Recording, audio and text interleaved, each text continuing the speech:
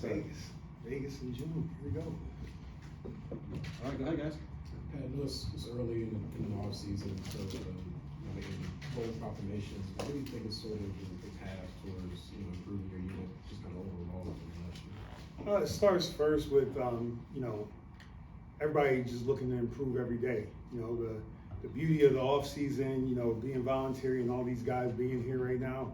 I mean, I commend those guys and really I'm thankful for that because it gives us a chance to work together. Again, a big part of defense is working on the communication, trusting all 11 out there, the other 10 guys at the same time to defend the field, and we're definitely working on that. And we're not where we need to be right now, but we're working towards a goal, and you've seen improvement each day. So that's a big step right there. And then just being able to spend time with one another. That was a big point of emphasis. One for me, doing a better job of just making sure, getting to know the guys more, spend some time more with them on and off the field, and you're seeing us start to grow as a unit, where we get comfortable having, the easy conversations, but the tough conversations.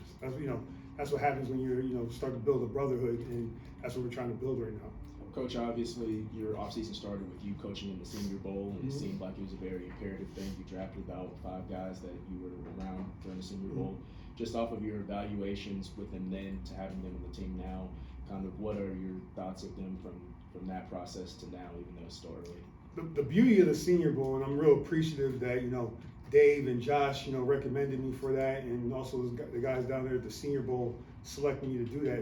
You got a jump start on the process. You got a chance to coach in real life coaching and got to see how the guys reacted. And for most of the guys that I was around, and at some point during the week I was around all the guys, at some point they were real receptive to coaching. They worked hard. It was a week-long process, and you're seeing that same attitude, that same work ethic out here on the field.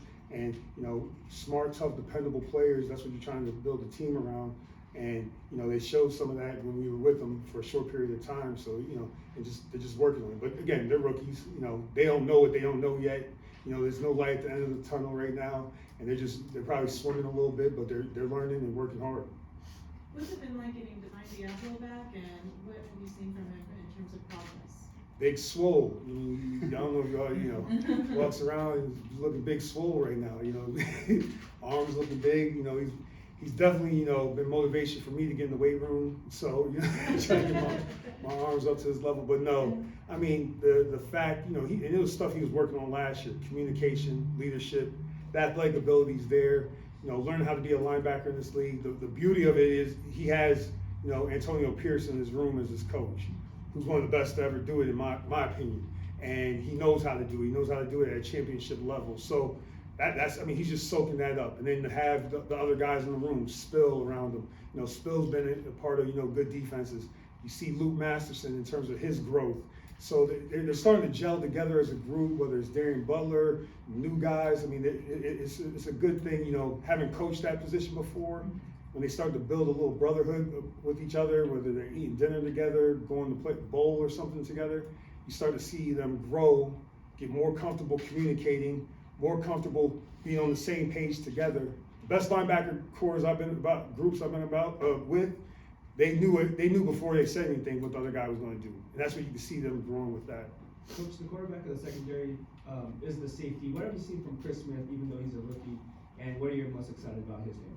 Okay, so I'm a front guy, so I might say the linebacker's the quarterback of the defense. But I'll go with that one. I'll go with that one right now. But Chris Smith, I mean, same things you saw at Georgia. It's just, playing at a high level there at Georgia. I mean, this guy, he's smart, he works hard, he's diligent and detailed in terms of how he studies. Chris is doing a good job of, keep building it each day with him, giving him more and more, and he's able to handle that. And you see, obviously the athletic ability, the ability to get to the ball, all that stuff that you saw on tape, and now he's just, transferring that to the next level. And again, but like most rookies, they don't know what they don't know. Right. It's a different level of competition. He's working on it every day, but he's in here all the time working. As we go position group by position group on the defensive line, I think especially on the interior, you got a bunch of guys you drafted the last couple of years, a bunch of other guys that have played. I know you want competition everywhere, but is that really going to be a battle for those spots and snaps? The beauty of how the roster is constructed right now, from Dave, Champ, Brandon helping with the college stuff, and Josh's vision right there, it's competitive at all the spots. I love it. I mean, you know, we talk about communication, discipline, effort. Competition's part of that too, and competition, that's gonna bring out the best in all of us, you know. And I think it's evident in the D-line room, it's evident in all three levels of our defense right now. And I mean, none of the coaches are gonna complain about having a lot of good players competing for a spot, because you're gonna get the best. And you know, the competition has started somewhat during the spring. It's not real, you know, it's not the physical part yet. It'll come with training camp, but I'm pleased with it. Pleased, and I like it. Feels like you can say that about the secondary as well, between who you're bringing back, who you added through the draft, and free agency. Do you feel like that about the secondary as well? All three levels. I mean, again, the way the roster's been constructed right now by by the people in personnel and our head coach, it's real competitive, and you can see out there on the field. You know, especially in the spring, there's no starting lineups or anything like that. Everybody's rotating around, and guys are just taking advantage of the opportunities and trying to get better every day. Last year, you guys brought in Neil Farrell, and like many rookies, you know, sort of a slow process working into the rotation. What sort of growth have you seen from him going into year two? Maturity, but you know, is it unique to him? I mean, most rookies have to go through that process. I think I've said this before. Defensive linemen going from college to pros, you know, you got to think about from high school to college. Most of them really have never been blocked before. Like, I mean, I know people attempt to block them, but they're so good. And in terms of just the talent level that you're dealing with, a lot of them, like they haven't had to play blocks the right way. I mean, you know, truly have to focus on it because they've been that much better than everybody. Once you get to the league, it's the best in the world what they do. All right, you got grown men blocking you, technicians, you know, that have been doing it for a while. They have to learn that. That's my experience as a D-line coach in this league. Hey, you got to learn how to play these blocks and defeat blocks at this level, because you probably got away with it a little bit more with your athletic ability, and you're just, you know, being stronger than everybody. So that's the same process for most young D-linemen. I remember the same thing with Chandler Jones when I first coached him as a rookie. Remember all those young guys, Dalvin Tomlinson when I was with the Giants. They got to learn I mean, not that they didn't learn how to play blocks and stuff, but it's just a different level now. And he's just going through that process. But the real evaluation comes in training camp. But you definitely see a maturity, a focus on detail, and working towards that goal. That process that you just talked about, it takes some patience Mm-hmm. from yourself and as well as the players. Is that Sometimes we're good at that, sometimes we're not. Right, exactly. I was going to say, what's the fine line in terms of that patient understanding that there is a growth and development aspect to that position? Well, as a former D-line coach, I'm sure, you know, the D-line coaches wish I was a little bit more patient, but that's where my eye tends to go to. But yeah, you have to be patient. I mean, you know, you can't have high expectations and low patience.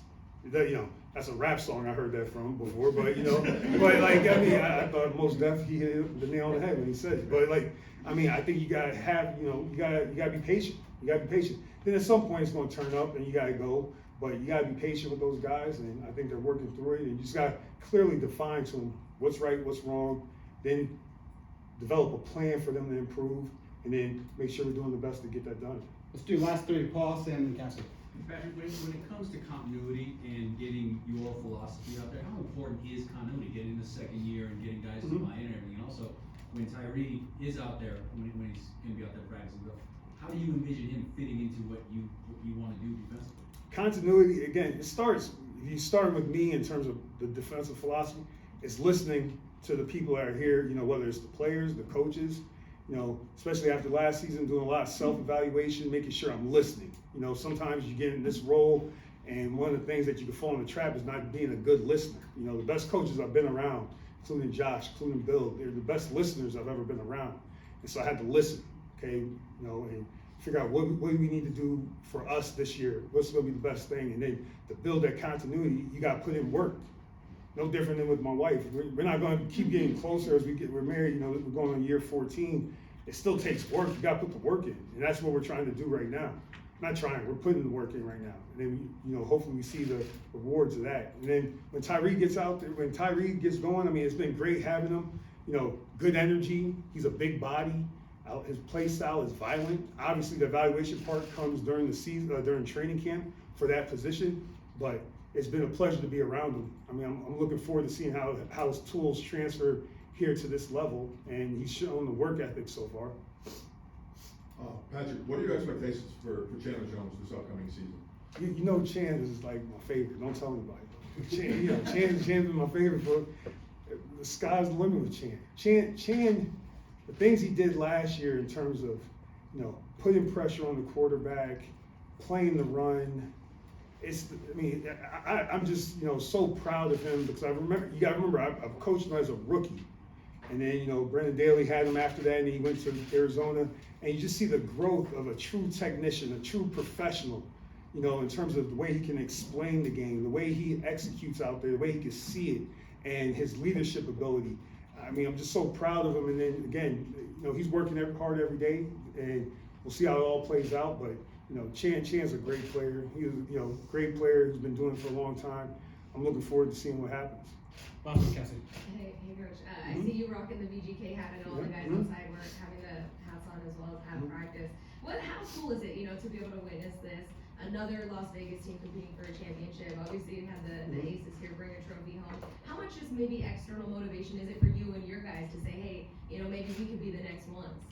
Two of my favorite things outside of football and my family, I gotta make sure to say that, playoff basketball and playoff hockey. And luckily, since I've been here, I've been able to go to some of the playoff games for the Aces. I've been able to go to some of the playoff games for the Knights. And the fact that it's the hometown, it's been great. It's been great. It's inspirational. When Coach was talking about it today, I'm sitting there thinking like, man, because you want to get going, because that's the ultimate goal. But like, really proud of what they've done. Proud of what the Aces did last year and what they're working. I think they're 3-0 or 2-0 right now. 4-0, yeah. See, I follow though. I do follow. But just real proud of them, and it just it's inspirational to me in terms of trying to work towards a championship. But I know the process is the same for them as it is for us. Get better every day. That's all you can worry about. And good luck on Saturday for them. What's your prediction then? I don't know that much about hockey, but let's say Aces and I don't know, win. Not Aces, Knights. Sorry, Knights. I don't know. But I want them to win. Let's live that way. I'll be in there cheering on Saturday. I'll be in there cheering. Thanks, Coach. Thanks, everybody. All right, thank you.